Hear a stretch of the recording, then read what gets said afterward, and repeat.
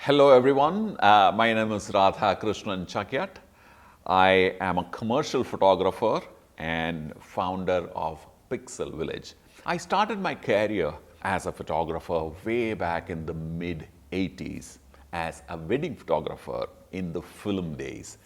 Like a Saul warrior, you go to a wedding with a single SLR, okay, film camera loaded with probably just one roll of film, hoping to get cover the entire sequence. So I used to work in the south of India. Marriages are very simple, no elaborate functions, and it just starts and gets over in probably in a matter of a couple of hours. I'm talking about Kerala especially. And that's how I started my photography. Something which started as a small fascination eventually took me or dragged me into becoming a full-time photographer. In '89, I came to Mumbai, of course. Much earlier than that, I had dropped out of the college to pursue photography. '89, I came to Mumbai, and it was Bombay at that time, and worked with many photographers as an assistant. And eventually, I started my personal solo career after 11 years of doing too many things. From 2000 till 2017, that's about 17 years, I've been an active practicing commercial photographer. And I've worked with almost all leading advertising agencies in the country. So the popular ones, of course, were O&M, that's Ogilvy and Mather. You had HTA, and you had Ulka, Contract, Lintas. Lintas changed their name like 2-3 times, and I kept on shooting for all these brands for almost 17 years. Probably worked with all big banks in the country. Kidswear was one of my popular, assignments. Retail fashion, and of course, the most important one that I did was from 2013 to 17, 4 years in a row, I worked for a holiday timeshare brand. And that really gave me immense pleasure because I got to travel extensively in the country and also shot, I don't know how many thousands of pictures on a family experiencing holiday. Well, I also got this opportunity to act in a few regional feature films as well.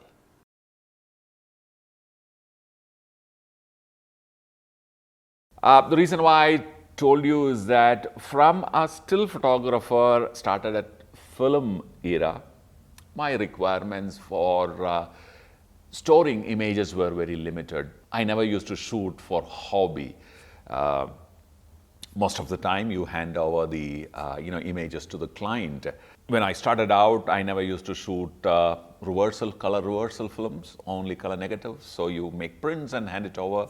And in Mumbai too, as 11 years as an assistant, we never shot digital. We were still shooting film. And early 2000, when I actually started out into commercial active photography, the transition also started. I mean, world over, people were shifting from film to digital.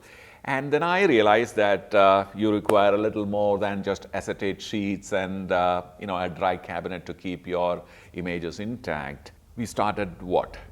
16 megapixel were the first phase one cameras that I started shooting. 16 megapixel was hardly, I don't know, probably 10, 20 MB, nothing more than that.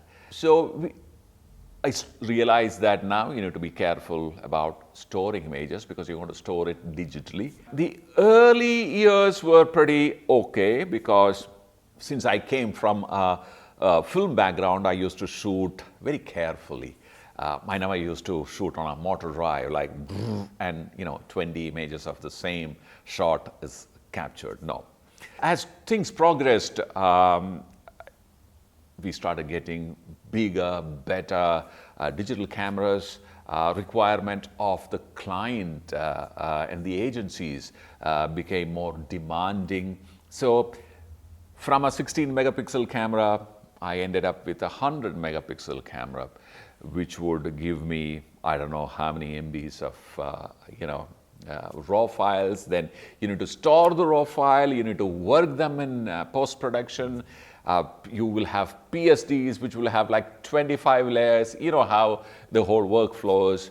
Then I really had to start thinking about storage. When I say storage, serious amount of storage. As an individual photographer, it was not feasible in those days to kind of own your server and stuff. So though I knew some very senior, extremely successful photographers owning some RAID kind of storage. But by the time I bought my first RAID, it was probably 2013 when I started shooting this, the holiday timeshare clients campaign. Well, then I realized that one copy is not enough. You need to have multiple copies. There are guys who keep a set of copies offshore as well. Anyway, I was not that, fearful, because I used to kind of follow a certain discipline while capturing image, storing image. There was certain hygiene that was maintained. So till date, I don't remember really losing set of images due to hardware malfunction. But yes, I have lost images because of careless removal, killing, culling, or deleting, etc. Yes, there I have.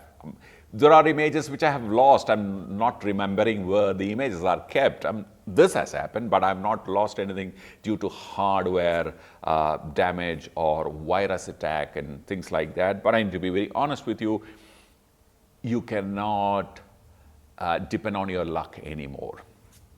At Pixel Village, which is the newer avatar, the amount of data that we produce on a daily basis is humongous. I cannot depend on lady luck anymore. And the kind of stuff that we produce needs to be available for, let's say, a subscriber or the public or people continuously. One, Academy has students. Students shoot, bring their work, and you kind of upload it in our servers. It need to be available 24/7.